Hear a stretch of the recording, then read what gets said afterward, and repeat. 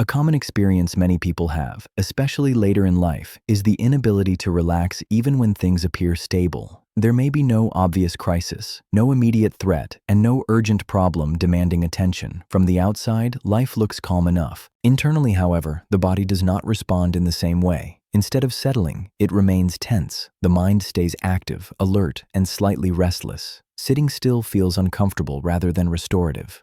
What often confuses people is that this state does not feel like traditional anxiety. There is no clear fear and no specific worry running through the mind. And because there is nothing obvious to point to, people often assume something is wrong with them. From a psychological perspective, this reaction is not a malfunction. It is usually the result of how the nervous system learned to operate much earlier in life. For many individuals, calm was not a consistent or reliable experience growing up. In emotionally unpredictable environments, quiet moments were not necessarily safe ones. Silence could precede conflict, emotional withdrawal, or sudden responsibility. Peace was temporary, and stability could disappear without warning.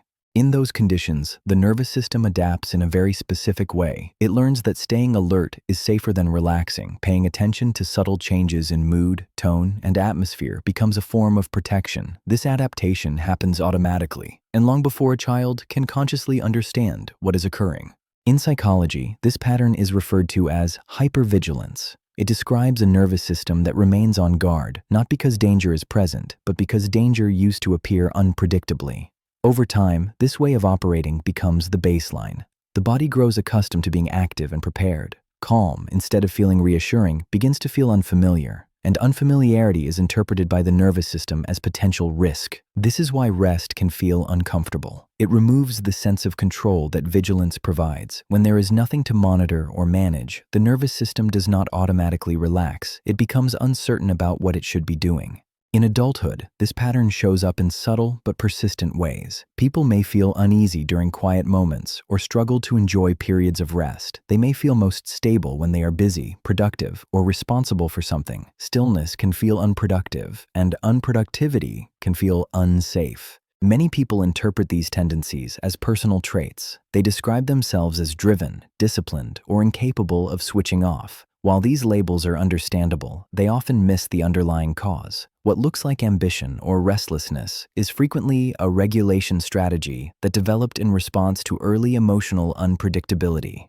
It is also common for people to minimize their past by comparing it to others. They tell themselves that their experiences were not severe enough to matter, or that other people had it worse. However, the nervous system does not respond to comparison. It responds to repeated patterns. If calm was inconsistent, the body learned not to rely on it. So the question becomes not, why can't I relax? But rather, what did my nervous system learn about calm? Answering that question opens a more realistic path forward. The solution is not forcing relaxation or convincing yourself that everything is fine. Those approaches often increase internal tension because they demand a response the nervous system is not yet capable of providing. What actually helps is gradual retraining. The nervous system learns through experience, not through logic alone. Instead of aiming to feel relaxed, the goal is to create predictable, low-demand moments that the body can learn from. For example, a brief, repeated period of quiet at the same time each day allows the nervous system to experience stillness without uncertainty. Over time, repetition teaches the body that calm does not lead to disruption or emotional consequences. Another important part of this process involves separating self-worth from constant usefulness. Many people who struggle to relax learned early on that their value came from managing situations, supporting others, or staying functional. Rest can therefore feel undeserved or risky. Changing this belief does not happen through positive thinking. It happens through lived experience. When nothing is demanded of you and nothing goes wrong, the nervous system begins to update its expectations. This process is slow by design. You are not changing a habit. You are updating a system that has been operating the same way for years. With consistency, calm gradually becomes familiar. Stillness becomes tolerable. Eventually, rest becomes something the body can accept without resistance. If you cannot relax when life is calm, it does not mean you are incapable of peace. It means your nervous system adapted to an environment where calm could not be trusted. That adaptation once made sense,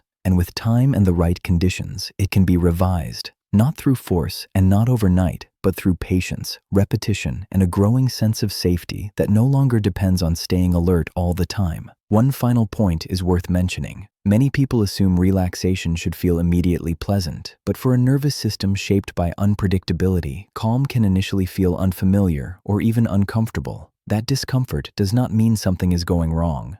It often means something is changing. Learning to tolerate calm usually comes before learning to enjoy it. When you understand that distinction, you stop judging the process and allow it to unfold at its own pace.